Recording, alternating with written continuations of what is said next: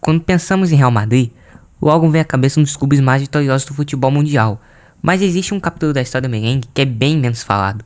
Uma história que envolve política, poder e uma sombra que até hoje levanta discussões. O suposto favorecimento durante a ditadura de Francisco Franco. Será que o Real Madrid construiu seu império, sendo considerado o maior clube do mundo, com a ajuda do regime? Hoje vamos te contar tudo. Se prepara, porque esse tipo de conteúdo você não encontra em qualquer canal, a não ser que seja o Fute Análise. Para entender essa polêmica, precisamos voltar no tempo, mais especificamente nos anos 30 e 40.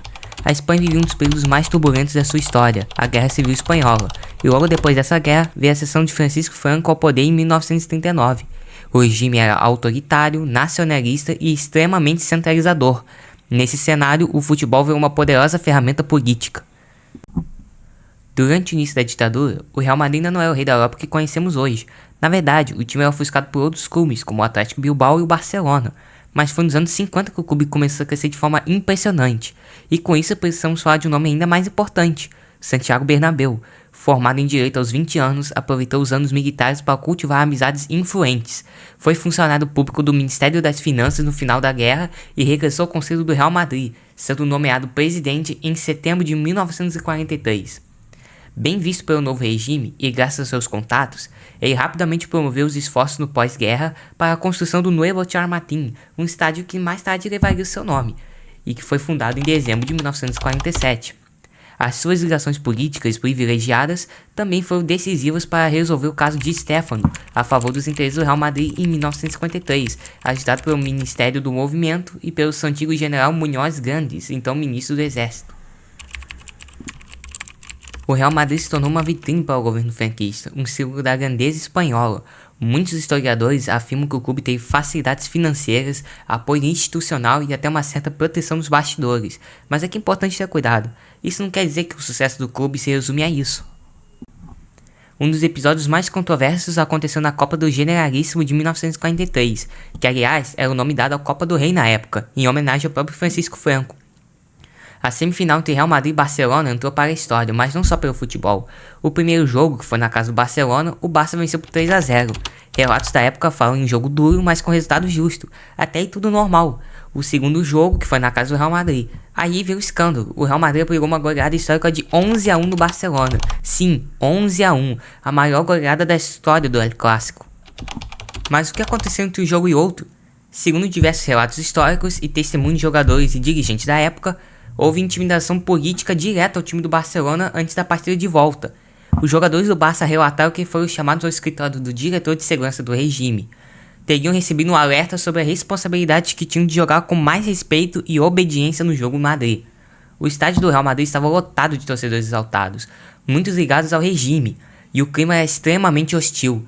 O goleiro do Barcelona teria sido vaiado o tempo inteiro, e os jogadores afirmaram que se sentiam intimidados e com medo. Se realmente os jogadores do Barça foram forçados a perder, isso nós não temos como saber, mas por esse resultado, eu acho isso um fato bem curioso.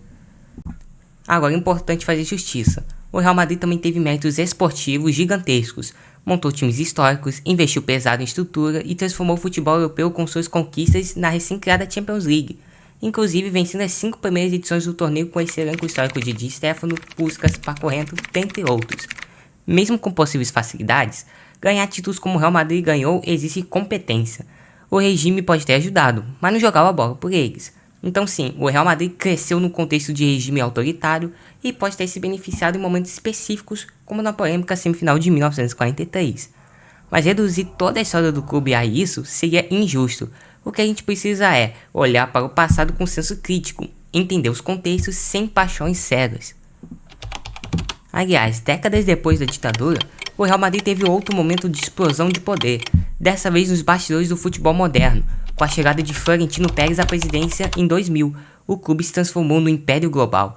Ele foi o criador da Era Galáctica, trouxe Zidane, Figo, Ronaldo, Beckham e mais tarde Cristiano Ronaldo, Modric, Benzema e tantos outros, e com isso trazendo mais 7 Champions League para o Real Madrid. E se os títulos da Champions League contassem apenas na era Florentino Pérez, o Real Madrid ainda seria o clube com mais Champions, só que empatado com o Milan. Florentino profissionalizou o clube, expandiu a marca globalmente, renovou o estádio e fez o Real Madrid uma potência empresarial além das 4 linhas.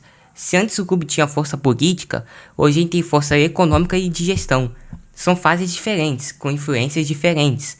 A verdade é que a camisa do Real Madrid é pesada sim, mas essa história tem muitos tons de cinza que merecem ser conhecidos, especialmente os que ninguém costuma contar.